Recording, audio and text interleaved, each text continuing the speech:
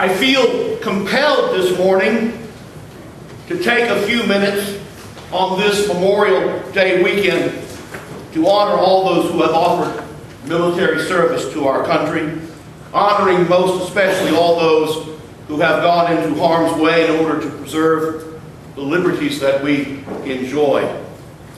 Now, my dad did that in World War II. Daddy won the Bronze Star and the Purple Heart as a tank commander during the Battle of the Bulge. I even wrote a song about it. No surprise there.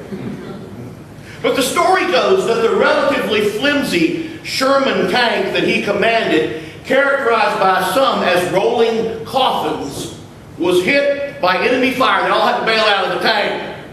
My father landed unceremoniously in a roll of barbed wire. Hence the Purple Heart. Now, the only reason why I know that story is because my grandfather told it to me. My father never talked about it. He never even mentioned it. Indeed, my father never, and I mean never, talked about that war at all, a fact which I believe reflects the horror of war. You know, in recent years, we have seen most graphically on our television sets and computer screens the carnage of war and the subsequent sacrifice that men and women in the armed forces have made on our behalf. Some have given their lives, others have given their limbs, or have suffered from other grievous injuries. But here's the thing, of which I am convinced. No one comes back unscathed. No one comes back untouched.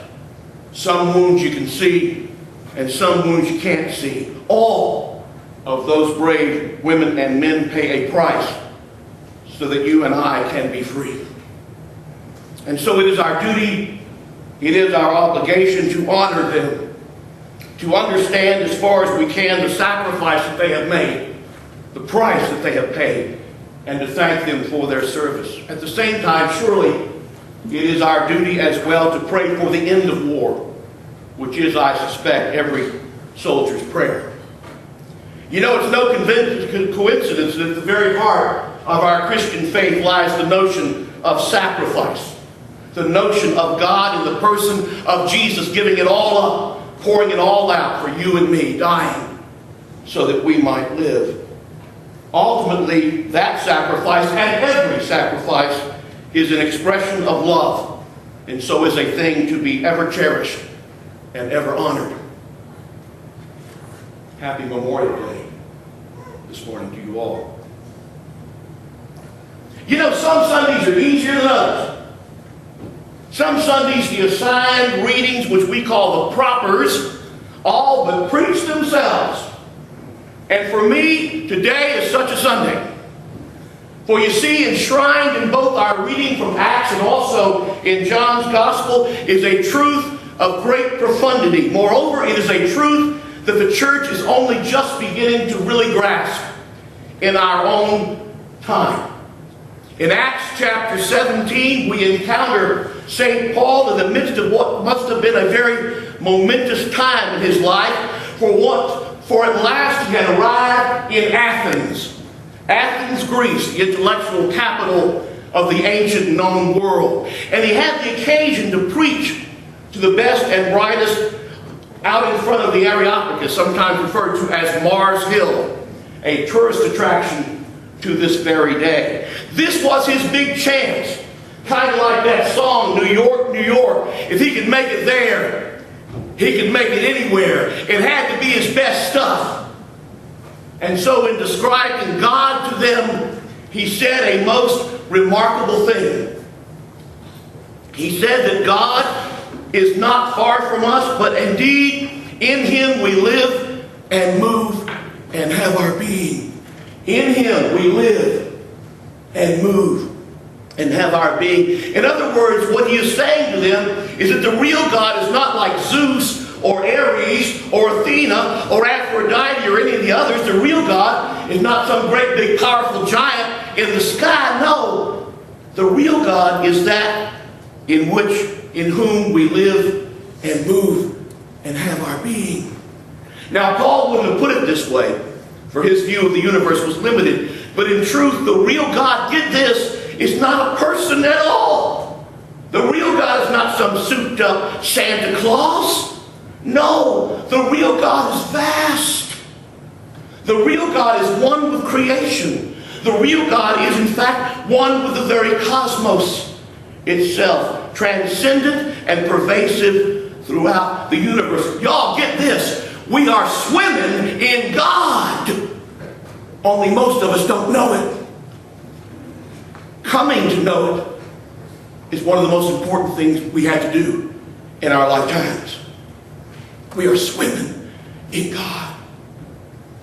In this morning's gospel, Jesus goes St. Paul one better. Speaking to his disciples just prior to the crucifixion, Jesus says this. He says, on that day you will know that I am in my Father, and you are in me, and I am in you. In other words, not only are we in God, but also, and just as incredible, God is in us.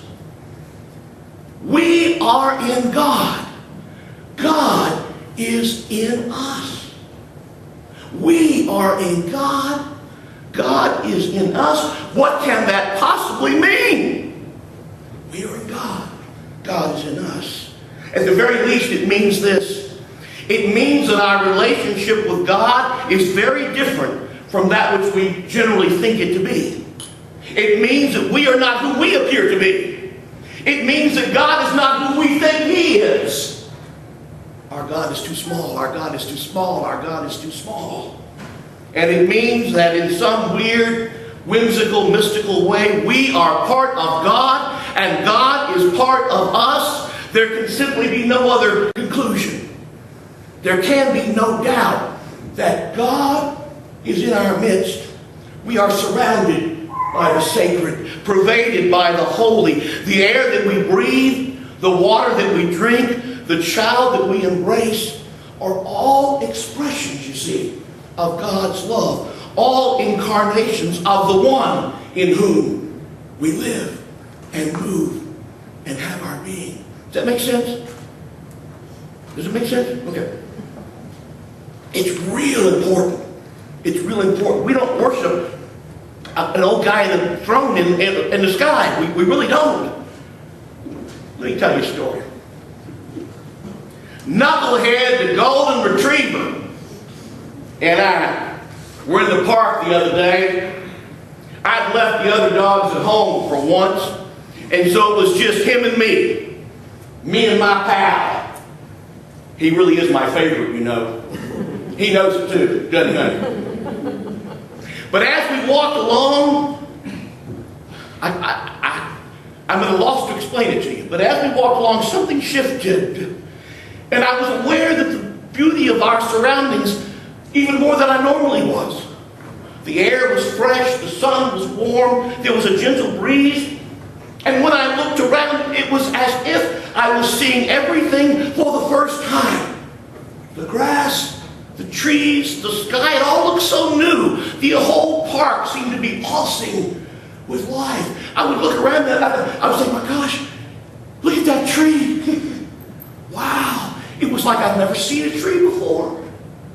And suddenly it occurred to me that we were absolutely surrounded by God.